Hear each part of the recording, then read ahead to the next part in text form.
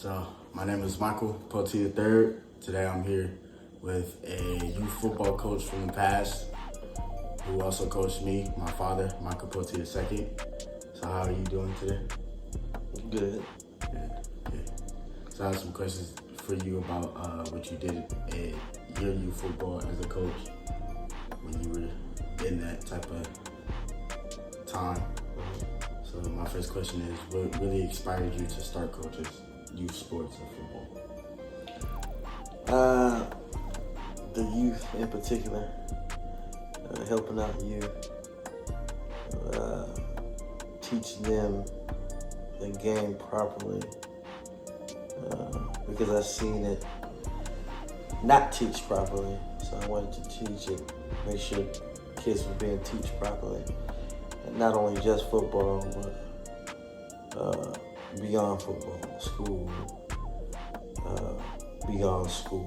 Either they're going for further education or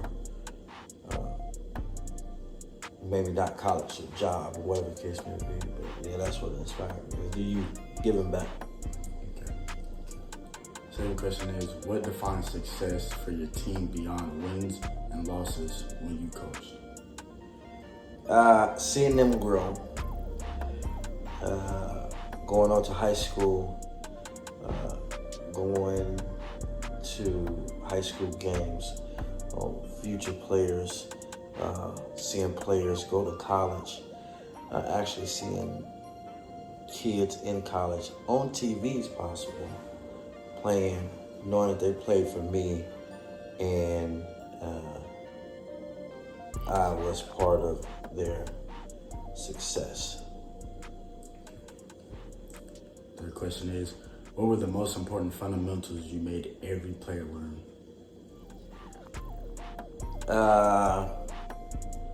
If we're talking football, the fundamental, my first fundamental, and it's always been my first fundamental, is schoolwork. That's a fundamental. You can't play football, any kind of sport,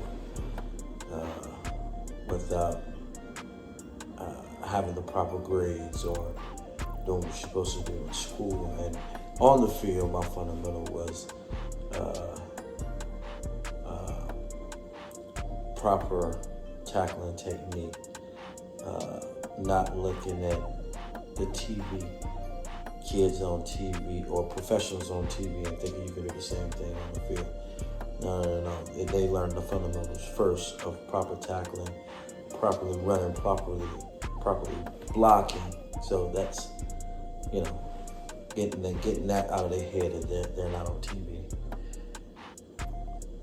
Okay.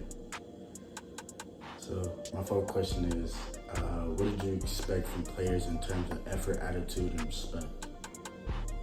What did I expect from players? Yes. Their best, the most. I demanded respect on the field. I demanded effort on the field.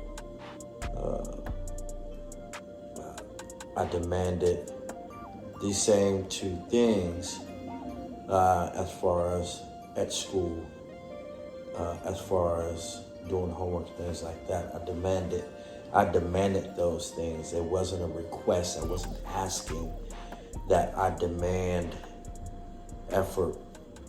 I demand, all of those things is more over demand. You're not gonna come on my field and go half speed.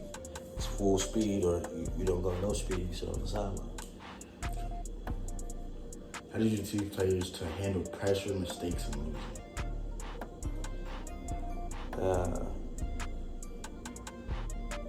I always give talks before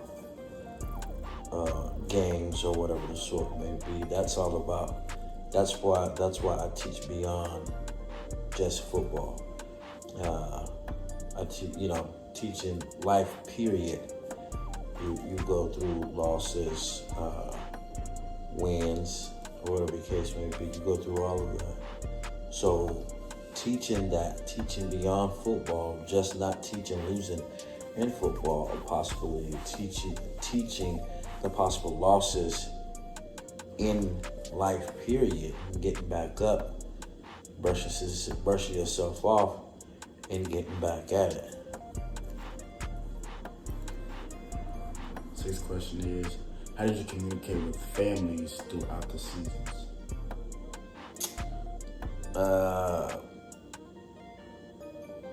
Some instances it was rough because of my demands on the field, and if my demands weren't met as far as effort and things like that, then that kid was sitting on the sideline, and some parents, some families did have problems with that. And I'm an easygoing person, so I pretty much got along with everybody, and I would sit down one-on-one conversations with that parent, with that family, and explain what's happening, what went wrong, what went right.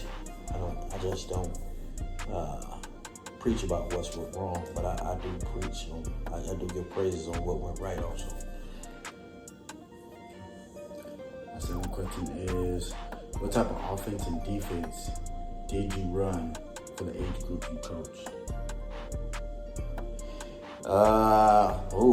Let's see. For the age group I coached, I ran offense. I ran a pro style offense.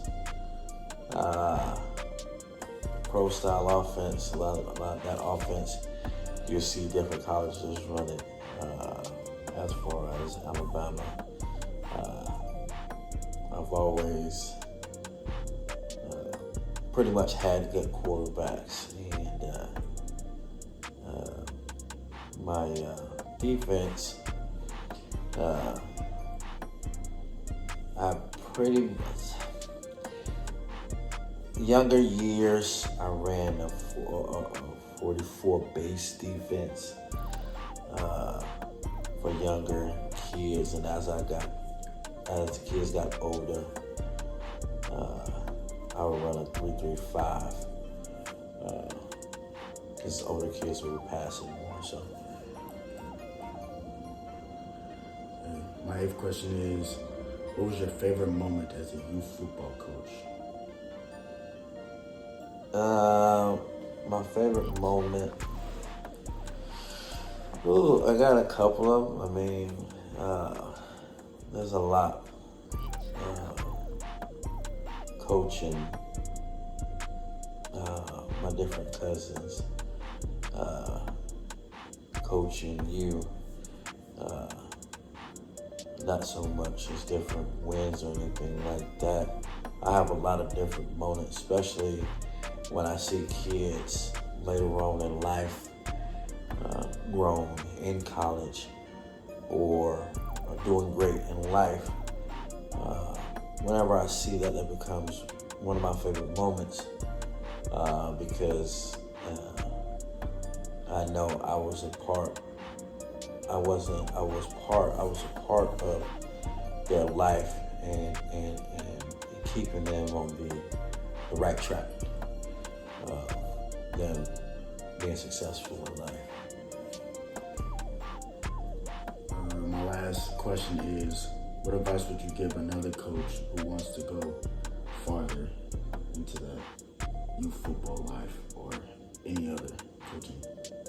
Go farther in coaching?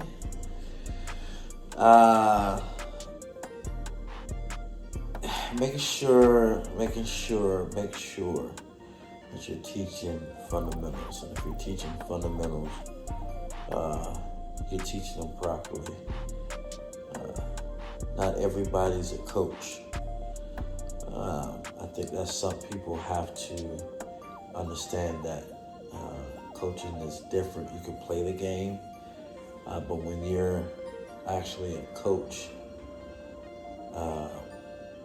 that's different than playing the game.